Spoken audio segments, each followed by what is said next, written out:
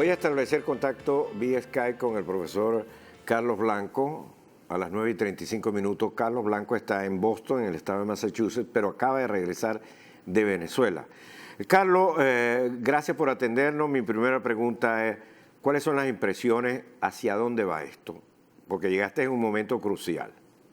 Sí, Venezuela está, Leopoldo, en una situación de catástrofe, yo diría, económica, política, social, administrativa y espiritual.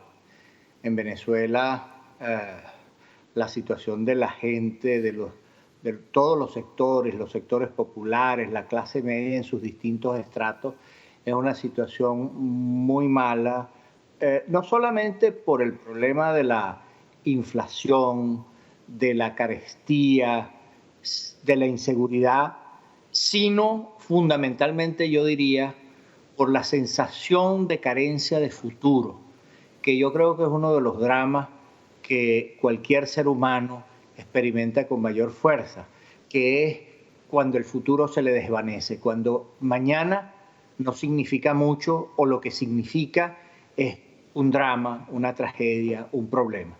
Entonces vengo con esa sensación por una parte y por la otra el haber participado y visto la inmensa energía que hay en el país, contrastante con esa situación por salir de la tragedia actual. Es decir, la manifestación que hubo la semana pasada en la autopista, donde centenares de miles de personas de los distintos lugares de Caracas y de las zonas aledañas se reunieron para manifestar su deseo de cambio, fue una cosa realmente conmovedora encontrar allí a gente de todas las edades, de todos los sectores sociales, en plan de promover el cambio, de plantearse el cambio político inmediato. Ahora, Carlos, perdona que te ataje ahí. Tú, al igual que yo, hemos visto distintas manifestaciones de Venezuela, de gente en la calle, desde una que nos llevó a un vacío de poder, hemos visto tantas. En esta, ¿cuál era la característica que pudiéramos decir, esta fue diferente por...? Yo diría por la sensación de urgencia, del no más, de hasta aquí, Hastío. de esto no se aguanta. Yo creo que es una sensación que además tuvo otra característica social respecto de muchas de las anteriores, que allí participan los sectores populares que hace años no participaban o que simpatizaban con el chavismo o que no se sentían representados por la oposición, hoy participan de una manera multitudinaria en la demanda de cambio. Y eso tú lo aprecias en la conversación cotidiana, en el taxi, en el metro, en la conversación casual en la calle, que todo el mundo está por el cambio. El problema, como suele ocurrir, con esa inmensa energía que existe allí, es el problema de su dirección, en dos sentidos, de quién la dirige y hacia dónde se orienta. Y ese es un problema no resuelto en Venezuela. ¿Puedes profundizar en este punto? Sí, yo creo que el tema de hacia dónde se va no ha estado claro para las fuerzas dirigentes opositoras. Durante mucho tiempo, unos sectores de la oposición participaron de la idea de que Venezuela vivía una democracia imperfecta o una democracia maltrecha. Y solo algunos sectores dijeron con claridad desde hace varios años, especialmente desde 2014, que en Venezuela lo que se había instalado era una dictadura. Y cuando no hay un diagnóstico correcto, tampoco hay una prescripción correcta.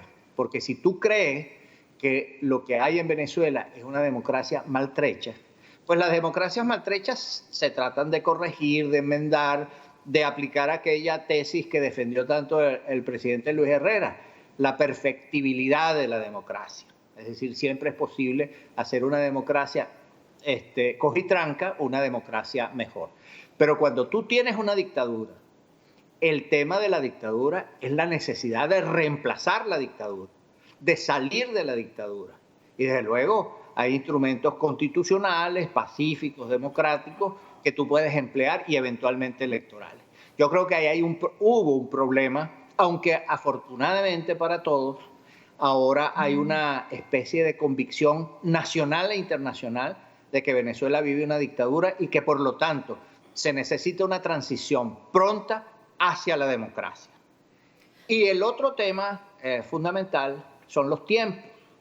Venezuela ha estado en estos días recientes en una situación en la que esa energía estaba orientada hacia el cambio de régimen, por la vía del revocatorio, por la vía de la exigencia de la renuncia a Maduro, o más recientemente, por un acuerdo que adoptó la Asamblea Nacional y que sus principales líderes pregonaron públicamente, y los de los partidos también, según la cual idea era la destitución de Maduro por faltar a sus obligaciones constitucionales. Todo esto, infortunadamente, desde mi punto de vista, se ha esfumado, yo creo que provisionalmente, pero se ha esfumado con el fulano diálogo, que a mi juicio es una trampa que ha montado el régimen con una ayuda internacional lamentable. Carlos, precisamente hablando de diálogo, estaba leyendo un artículo muy interesante que es tuyo, que escribiste hace poco, El pueblo de Dios abandonado.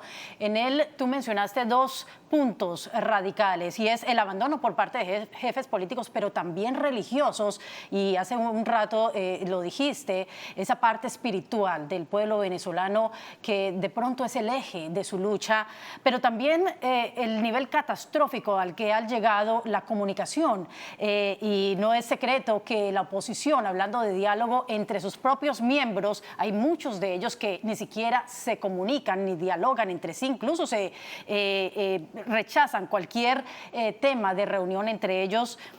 El tema de la comunicación y el tema espiritual, ¿cómo se pueden ver precisamente reflejados en lo que se necesita para que salga adelante este proceso y el pueblo venezolano? A mí me parece que uno de los temas fundamentales es ese, el del diálogo en el seno de la propia oposición.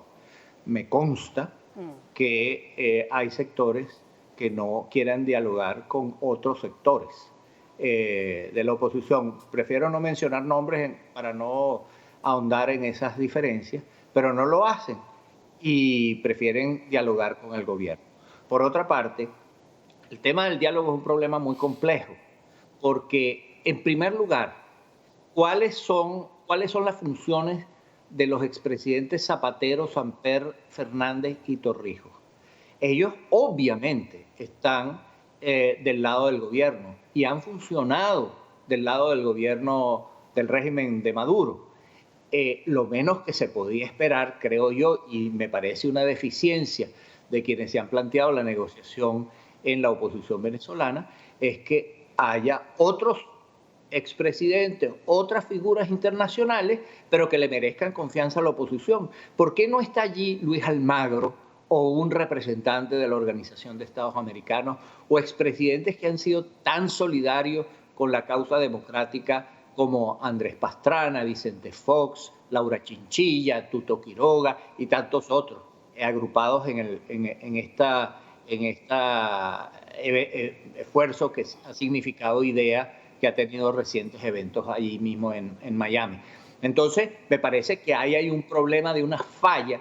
Si tú tienes allá, me traes a Samper y a Zapatero, de este lado yo necesito que ahí esté gente confiable para la posición de las fuerzas democráticas. En segundo lugar... Perdón un momentico, Carlos, tengo que hacer una pausa. ¿Me desarrolla ese segundo punto que te preguntaba a Beatriz? Por favor, una breve pausa.